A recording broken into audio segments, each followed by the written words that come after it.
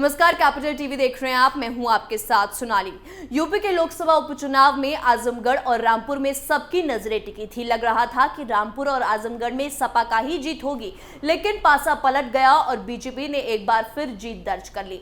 लेकिन आजमगढ़ में जहां पहले अखिलेश यादव अपनी पत्नी को उतारने वाले थे, लेकिन ऐसा क्या हुआ कि आखिरी वक्त में धर्मेंद्र यादव को आगे कर दिया गया।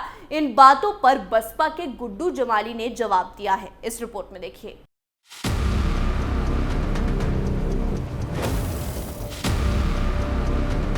यूपी के आजमगढ़ में लोकसभा उपचुनाव की मतगणना के बाद भी अभी सियासी बयानबाजी में कमी नहीं आई है। एक तरफ जीत के बाद जहां बीजेपी के दिनेश लाल यादव लखनऊ के लिए निकले हैं, तो दूसरे नंबर पर रहे सपा के धर्मेंद्र यादव भी लखनऊ पहुंच गए। वहीं बसपा के प्रत्याशी रहे शाह आलम गुड्डू जमाली ने प्रेस वार्तालाप कर कहा कि वो तो यहीं के रहने वाले हैं, यहीं पैदा हुए, यहीं कब्र में दफन होंगे। उन्होंने खास तौर पर अखिलेश यादव पर निशाना साधते हुए कहा कि मुसलमानों को ये लोग अपनी जागीर समझते हैं, लेकिन इस बार मुसलमानों ने इनको औकात बता दी है। शाह आलम और गुड्डू जमाली ने कहा कि राष्ट्र राजनीतिक पार्टी बसपा को ये लोग बी टीम बताते हैं, इनको शर्म नहीं आती, जबकि इस पार्टी के प्रत्याशी को 2.67 लाख वोट मिले। अपने बारे में उन्होंने कहा कि विधानसभा चुनाव से पहले बसपा से कुछ दूरी के चलते अपने घर पर बैठे थे, लेकिन उनको लखनऊ बुलाया गया और उनकी पगड़ी को जूते तले रौंद दिया गया। इसको आजमगढ़ का मुसलमान बर्दाश्त नहीं कर पाया। जमाली ने आगे कहा कि सपा में जो मुसलमान नेता हैं, वो अपनी गैरत बेच कर रहते हैं। मैं गैरत बेचकर नहीं रह सकता, मरना पसंद करूंगा। उन्होंने सपा के मुस्लिम विधायकों पर भी निशाना साधा और कहा कि वो अपने बूथ को चेक कर ले, कितने वोट मिले थे।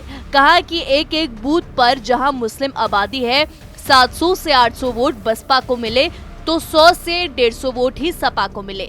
इससे उनको अपनी हैसियत पता चल गई है। 2024 में मजबूती के साथ चुनाव लड़ेंगे, जीत हासिल कर सपा के जो भी प्रत्याशी होंगे उनको लौटाने का काम करेंगे। उन्होंने कहा जो सैफई और इटावा से आकर यहाँ आजमगढ़ में अपनी जागीर बनाए हैं, उनको सबक सिखाना जरूरी है। सपा नेताओं द्वारा बार बार मुसलमानों को भ्रमित करने के बयान पर उन्होंने कहा कि मुसलमान उनकी जागीर नहीं है कि हमेशा उन्हीं को वोट करेगा। आखिर यादव मतदाता ने बसपा को क्यों नहीं वोट दिया?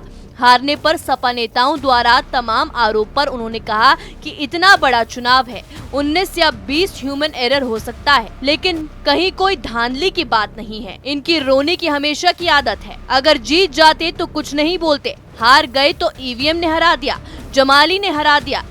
जिस तरीके से उन्होंने पगड़ी को रौंदा, तो एक जमाली नहीं 100 जमाली यहाँ पैदा होंगे। उन्होंने कहा कि अखिलेश को मालूम था कि धर्मेंद्र हारेंगे, क्योंकि वो पहले डिंपल को लड़ाना चाहते थे, लेकिन जब सामने गुड्डू जमाली को प्रत्याशी के रूप में देखा तो धर्मेंद्र को लड़ने भेज दिया ताकि डिंपल ना हारे।